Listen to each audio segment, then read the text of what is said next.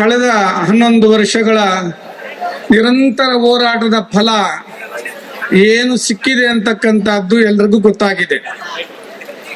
ಬಹುಶಃ ಹಿಂದೆ ಹೋರಾಟ ಆದಂತಹ ಸಂದರ್ಭಗಳಲ್ಲಿ ನಾನು ಆ ಕುಸುಮಾವತಿ ಅಮ್ಮನವರ ಮನೆಗೆ ಭೇಟಿ ಕೊಟ್ಟಿದ್ದೆವು. ಆಗ ಭೇಟಿ ಕೊಟ್ಟು ಬಂದಿದ್ದೆವು. ಆ ನಂತರ ದಿನಗಳಲ್ಲಿ ನಿಮ್ಗೆಲ್ರಿಗೂ ತಿಳಿದ ಹಾಗೆ ಸಿಒಡಿ ತನಿಖೆ ಆಯ್ತು, ಸಿಬಿಐ ತನಿಖೆಗಳಾಯ್ತು. ಎಲ್ಲ ತನಿಖೆಗಳು ವಿಫಲವಾಗಿರ್ತಕ್ಕಂಥದ್ದೇ ಈ ದೇಶದ ದೊಡ್ಡ ದುರಂತ ಅಂತ ಹೇಳ್ಬೋದು. ಬಹುಶಃ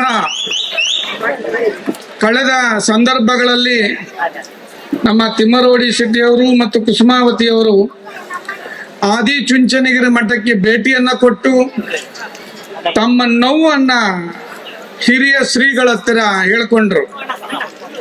ಬಹುಶಃ ಸ್ವಾಮೀಜಿ ಇರ್ಲಿಲ್ಲ, ಅಮೆರಿಕ ಹೋಗಿದ್ರು. ನಾನು ಸಹ ಅವ್ರ ಜೊತೆಯಲ್ಲಿ ಅಮೆರಿಕ ಹೋಗಿದ್ದೆ. ಬಂದ ನಂತರ ದಿನಗಳಲ್ಲಿ ಸ್ವಾಮೀಜಿಯವರು ಭೇಟಿ ಮಾಡಿ ಕುಟುಂಬ ಸಮೇತ ಸ್ವಾಮೀಜಿಯವರ ಹತ್ರ ಹೋದಾಗ ಎಲ್ಲ ವಿಚಾರಗಳನ್ನ ತಿಳಿಯಾಗಿ ಎಳೆಯಾಗಿ ಮನವರಿಕೆಗಳನ್ನ ಮಾಡಿಕೊಟ್ಟಂತವರು ಕುಟುಂಬಸ್ಥರು. ಆಗ ಸ್ವಾಮೀಜಿ ಹೇಳಿದರು, ನಿಮ್ಮ ಹಿಂದೆ ನಾನು ಇದ್ದೇನೆ, ಭಯ ಪಡಬೇಡಿ, ನೀವು ಮಾಡಿ ಅಂತ. ಸತ್ಯ, ನ್ಯಾಯ, ನೀತಿ, ಧರ್ಮಕ್ಕೆ ಎಲ್ಲರೂ ಒಗ್ಗಟ್ಟಾಗಿರ್ತೇವೆ ಅಂತಕ್ಕಂಥದ್ದು ಇದು ಒಂದು ದೊಡ್ಡ ದುರಂತ. ಇದು ನಮ್ಮ ಸಮಾಜದ ಹೆಣ್ಣು ಮಗಳು ಅಂತಲ್ಲ, ಯಾವುದೇ ಹೆಣ್ಣು ಮಕ್ಕಳಿಗೆ ಇಂತಹ ದುರಂತಗಳು ಆಗಬಾರ್ದು, ಮುಂದೊಂದು ದಿನವಾಗಬಾರ್ದು. ಹಿಂದೆ ಆಗಿದೆ, ಅದಕ್ಕೆ ಸರಿಯಾದ ರೀತಿಯಲ್ಲಿ ಇರ್ತಕ್ಕಂಥ ನ್ಯಾಯವನ್ನ ಕೊಡಬೇಕು. ಇದಕ್ಕೆ ಬಹುಮುಖ್ಯವಾಗಿ ಮಹಾಸ್ವಾಮೀಜಿಯವರು ಆದೇಶ ಮಾಡಿದ್ರು, ತಾವು ಹೋಗ್ಬೇಕು ಅಂತ ಹೇಳಿ. ಮುಂದಿನ ದಿನಗಳಲ್ಲಿ ದಕ್ಷಿಣ ಕನ್ನಡ ಜಿಲ್ಲೆಗೆ ಬಂದಂತ ಸಂದರ್ಭದಲ್ಲಿ ಅವರ ಮನೆಗೆ ಭೇಟಿಯನ್ನ ಕೊಡ್ತೀನಿ ಅಂತ ಹೇಳಿ ಮಹಾಸ್ವಾಮೀಜಿಯವರು ಹೇಳಿದ್ದಾರೆ.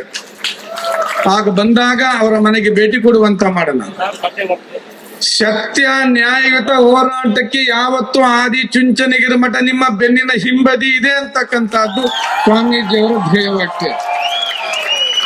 ಯಾವ ಸತ್ಯ ಅನ್ವೇಷಣೆ ನೆಲಗುಂದಿಗೆ ಬಿದ್ದಿದೆಯೋ, ಯಾವ ಸತ್ಯ ನ್ಯಾಯಗಳು ಸಿಕ್ಕಿಲ್ಲವೋ, ಯಾವ ಸಂತೋಷರಾವ್ ನಿರಪರಾಧಿ ಅಂತ ಹೇಳಿ ಆಗಿದೆಯೋ, ಹಾಗಾದರೆ ಇನ್ನೊಬ್ಬ ಅಪರಾಧಿ ಇರಲೇಬೇಕಲ್ವಾ? ಇದು ಸತ್ಯ ಸಂಗತಿ.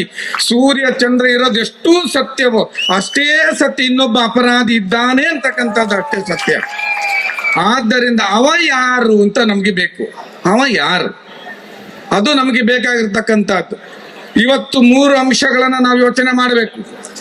ಒಂದು, ಯಾವ ಸಂತೋಷರಾವ್ ನಿರಪರಾಧಿ ಅಂತ ಹೇಳಿ 6 ವರ್ಷಗಳ ಕಾಲ ಜೈಲಲ್ಲಿದ್ದನೋ ಅವನಿಗೆ ಮರಳಿ ಆ ಜೀವನವನ್ನ ನಮ್ಮ ಕೈಲಿ ಕೊಡ್ಲಿಕ್ಕೆ ಆಗೋದಿಲ್ಲ. ಅವನ ಯೌವನವನ್ನ ಮತ್ತೆ ಮರಳಿ ಕೊಡ್ಲಿಕ್ಕೆ ಆಗೋದಿಲ್ಲ. ಆದರೆ ಅವನ ಬದುಕನ್ನು ನಡೆಸ್ಕೊಂಡು ಹೋಗ್ತಕ್ಕಂಥದ್ದಕ್ಕೆ ಅವನಿಗೆ ಏನಾದ್ರೂ ಒಂದು ಸಹಾಯವನ್ನ ಸರ್ಕಾರ ಮಾಡಬೇಕು ಅಂತಕ್ಕಂಥದ್ದು ಒಂದು ವಿಚಾರ. ಎರಡನೇ ವಿಚಾರ, ಕುಸುಮಾವತಿ ಅವರ ಕುಟುಂಬಕ್ಕೆ ರಕ್ಷಣೆಯನ್ನ ನೀಡ್ತಕ್ಕಂಥದ್ದು. ಇವತ್ತಿನ ವಿದ್ಯಮಾನಗಳನ್ನ ಗಮನಿಸಿದಂತ ಸಂದರ್ಭದಲ್ಲಿ ಅವರ ಕುಟುಂಬಕ್ಕೆ ರಕ್ಷಣೆಯನ್ನ ಕೊಡ್ತಕ್ಕಂಥದ್ದು ಬಹಳ ಮುಖ್ಯವಾಗಿರ್ತಕ್ಕಂಥದ್ದು. ಅದರ ಜೊತೆಯಲ್ಲಿ ಯಾವ ಇನ್ವೆಸ್ಟಿಗೇಷನ್ ಆಫೀಸರ್ ಇದ್ನೋ, ಪ್ರಥಮತಃ ಯಾವ ಪೊಲೀಸ್ ಅಧಿಕಾರಿ, ಪೋಸ್ಟ್ ಮಾರ್ಟಮ್ ಮಾಡಿದಂತಹ ವೈದ್ಯ, ಇವರನ್ನ ಮೊದಲು ತಪಾಸಣೆಗೆ ಮಾಡಿಸ್ಬೇಕು. ಅವರನ್ನ ವಿಚಾರ ಅವರನ್ನ ನಾವು ಮಂಪರು ಪರೀಕ್ಷೆಗಳನ್ನ ಮಾಡದೆ ಹೋದ್ರೆ ಸತ್ಯ ಅವರಿಗೆ ಬರೋದಿಲ್ಲ.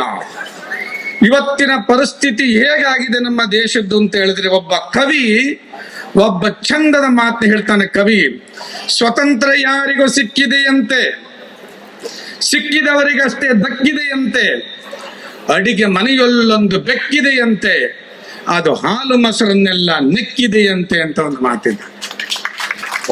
ಈ ರೀತಿ ನಮ್ಮ ಪರಿಸ್ಥಿತಿ ಆಗಿರ್ತಕ್ಕಂಥದ್ದು. ಅದಾಗಬಾರ್ದು. ಸತ್ಯ, ನ್ಯಾಯ, ಧರ್ಮ ನಿಷ್ಠೆಯಲ್ಲಿ ಯಾರು ಹೋಗ್ತಾರೋ ಅವತ್ತಿಗೆ ಅವರಿಗೆ ಎಂದಿಗೂ ಜಯ ಇದ್ದೇ ಇದೆ ಅಂತಕ್ಕಂಥದ್ದು. ಮತ್ತು ಅದರ ಹಿಂದೆ ಆದಿಚುಂಚನಗಿರಿ ಮಠ ನಿರಂತರ ಇರುತ್ತೆ ಅಂತಕ್ಕಂಥದ್ದು ನೀವೆಲ್ಲ ನಂಬಿರಬೇಕು. ಆ ದೃಷ್ಟಿಯಲ್ಲಿ ಇದು ತನಿಖೆ ಸ್ವಾಮೀಜಿಯವರಿಗಾಗಲೇ ಮಾತನಾಡಿದ್ದಾರೆ. ರಾಜ್ಯ ಒಕ್ಕಲಿಗರ ಸಂಘದ ಅಧ್ಯಕ್ಷರ ಹತ್ರ ಮಾತನಾಡಿದ್ದಾರೆ. ಅಲ್ಲೂ ಸಹ ನಾಳೆ ಸ್ವಾಮೀಜಿಯವರು ಮೀಟಿಂಗ್ ಎಲ್ಲ ಕರೆದು ಮಾತನಾಡ್ತಾರೆ.